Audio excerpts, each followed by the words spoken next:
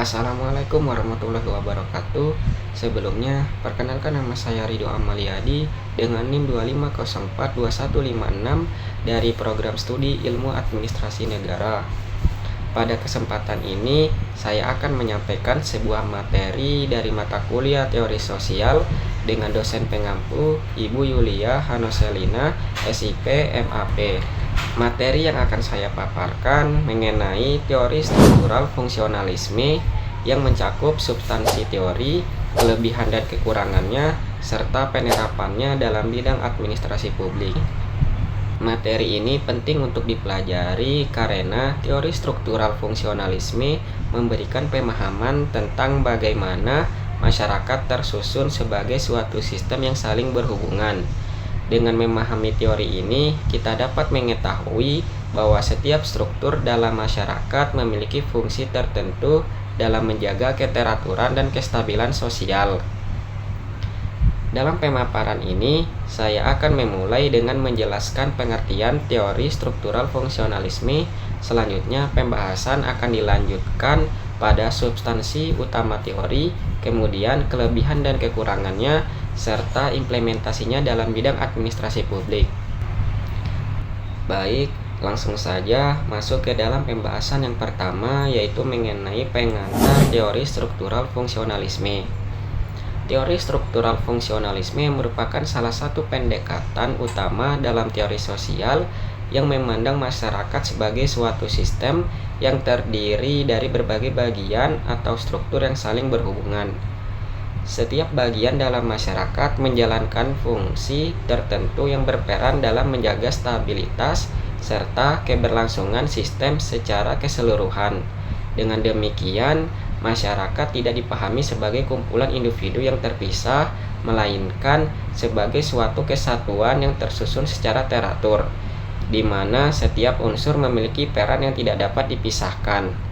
Pendekatan ini juga menegaskan pentingnya keteraturan sosial sebagai dasar utama dalam kehidupan bermasyarakat. Tokoh-tokoh utama dalam teori ini antara lain seperti Emil Durkheim, Talcott Persson, dan Robert K. Merton. Mereka berpendapat bahwa masyarakat tidak terbentuk secara kebetulan, tetapi memiliki keteraturan yang dibangun melalui norma, nilai, serta institusi sosial.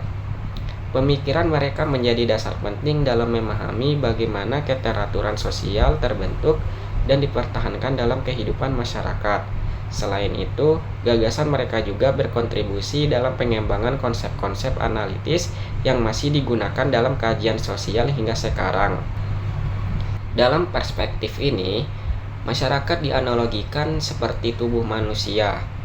Setiap organ memiliki fungsi tertentu, dan apabila salah satu bagian tidak berfungsi secara optimal, maka keseluruhan sistem akan terganggu. Perumpamaan ini menjelaskan bahwa gangguan atau disfungsi pada satu bagian masyarakat dapat memberikan dampak luas terhadap bagian lainnya, sehingga keseimbangan sosial perlu dijaga. Dengan analogi ini, kita dapat lebih mudah melihat pentingnya kerjasama antar struktur dalam masyarakat. Kemudian, pembahasan yang kedua yaitu mengenai substansi teori struktural fungsionalisme.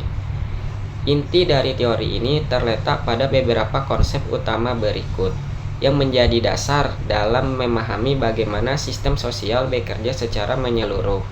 Konsep-konsep tersebut saling berkaitan dan membentuk kerangka analisis yang sistematis dalam melihat dinamika masyarakat. Melalui konsep ini, kita dapat memahami bagaimana setiap bagian masyarakat berperan dalam menjaga keteraturan sosial. Yang pertama yaitu struktur dan fungsi.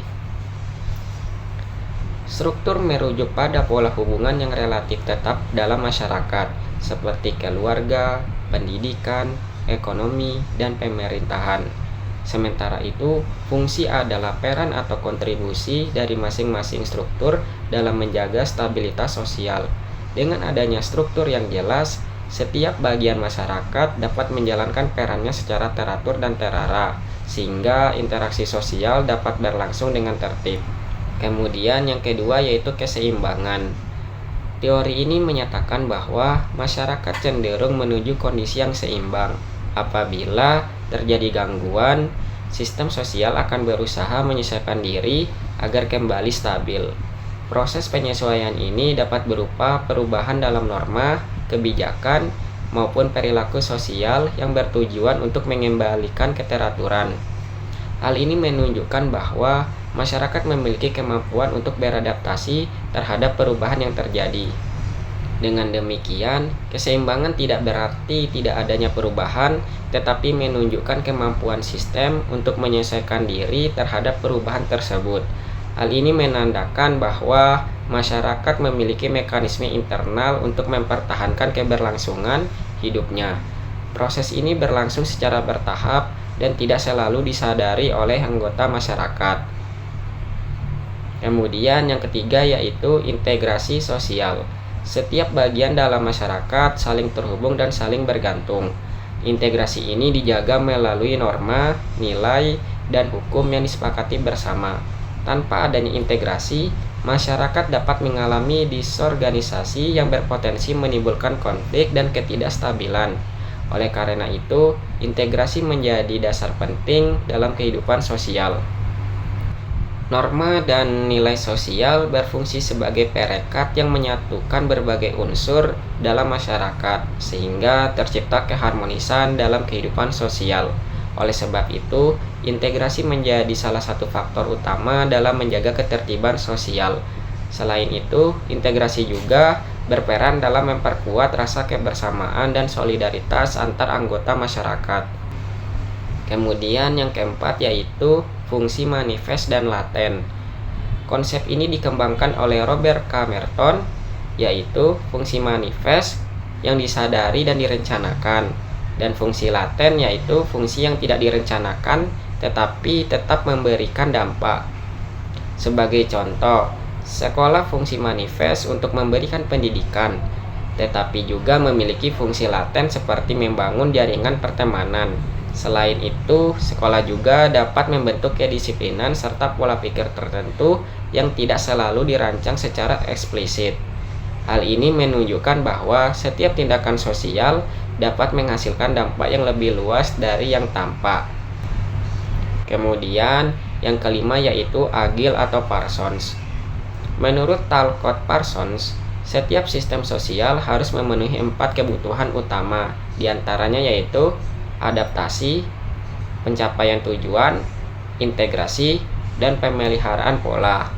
Keempat unsur tersebut merupakan syarat agar suatu sistem dapat bertahan dan berkembang. Jika salah satu unsur tidak terpenuhi, maka sistem sosial akan mengalami gangguan dalam menjalankan fungsinya secara optimal.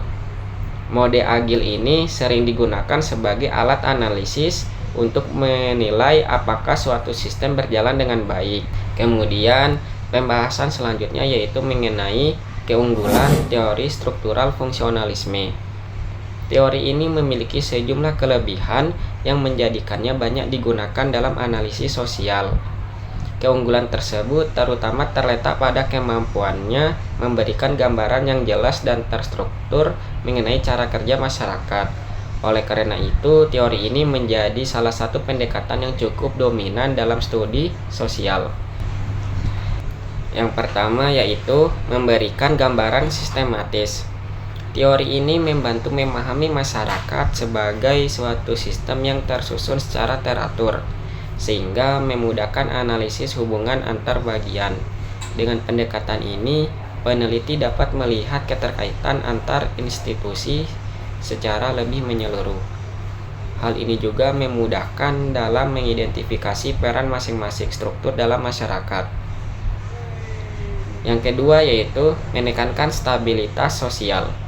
Pendekatan ini berguna untuk memahami bagaimana keteraturan dan stabilitas sosial dapat terbentuk dan dipertahankan. Hal ini sangat penting terutama dalam konteks pemerintahan dan kebijakan publik. Stabilitas menjadi salah satu indikator keberhasilan suatu sistem sosial. Yang ketiga yaitu relevan untuk analisis institusi. Teori ini efektif digunakan untuk menganalisis peran lembaga sosial seperti pemerintah, pendidikan, dan ekonomi, Setiap lembaga dapat dikaji berdasarkan fungsi yang dijalankannya dalam masyarakat, sehingga analisis menjadi lebih terarah dan sistematis. Kemudian yang keempat yaitu mudah diaplikasikan. Konsep struktur dan fungsi relatif mudah dipahami dan diterapkan dalam berbagai bidang, termasuk administrasi publik. Hal ini menyebabkan teori ini sering digunakan dalam kajian akademik maupun praktis. Selain itu, konsepnya juga memudahkan dalam proses pembelajaran. Kemudian, pembahasan selanjutnya yaitu mengenai kelemahan teori struktural fungsionalisme. Walaupun memiliki kelebihan, teori ini juga memiliki beberapa keterbatasan yang perlu diperhatikan agar penggunaannya tidak berlebihan dalam analisis sosial. Kelemahan ini penting dipahami agar pendekatan yang digunakan tetap bersifat kritis dan seimbang. Yang pertama yaitu terlalu menekankan stabilitas.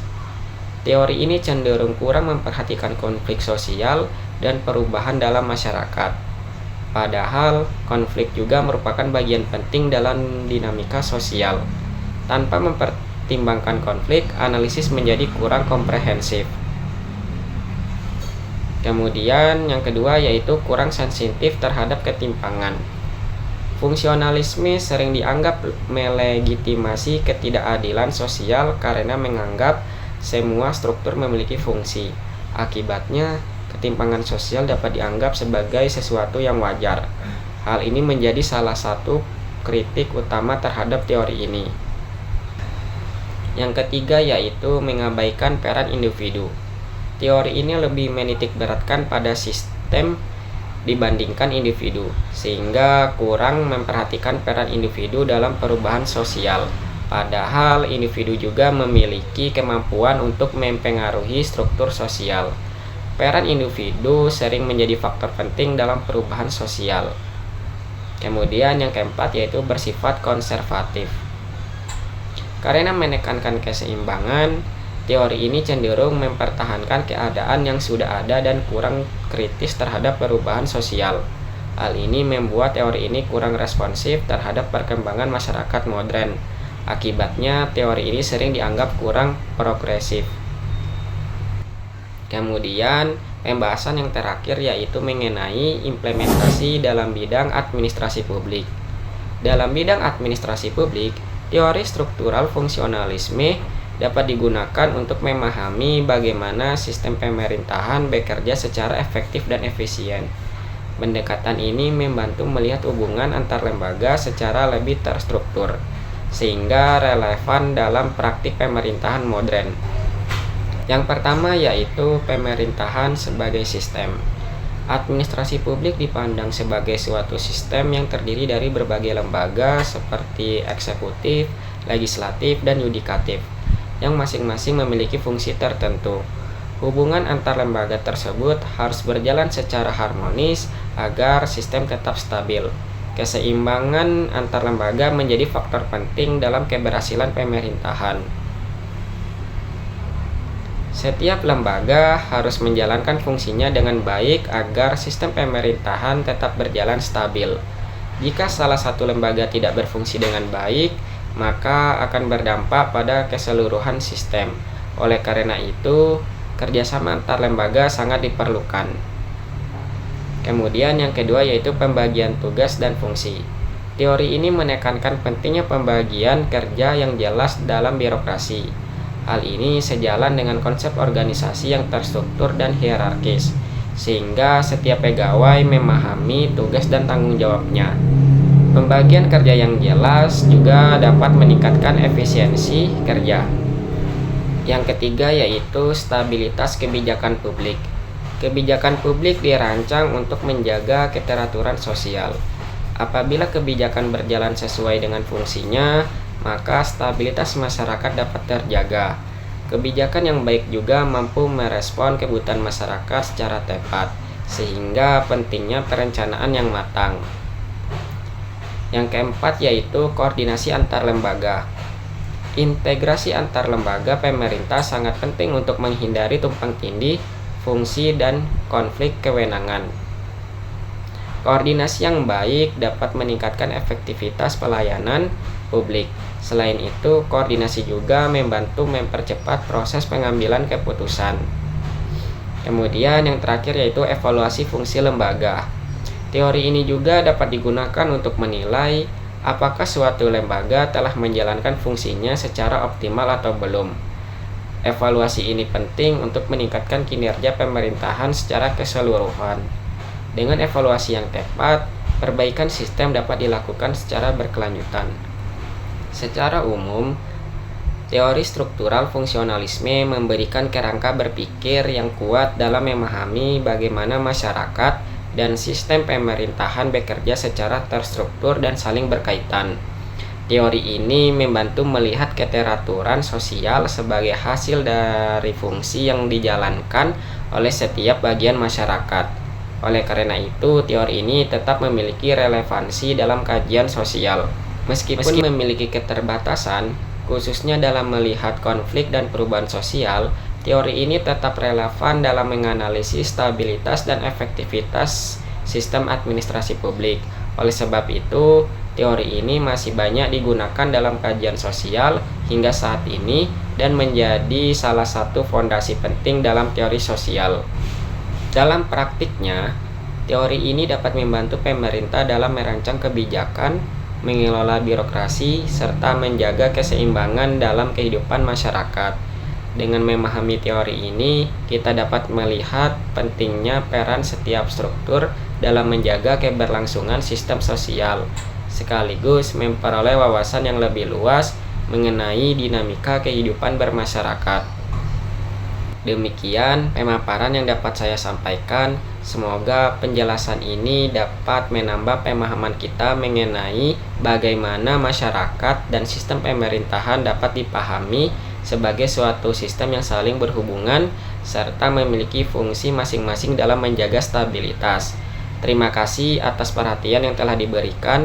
Wassalamualaikum warahmatullahi wabarakatuh.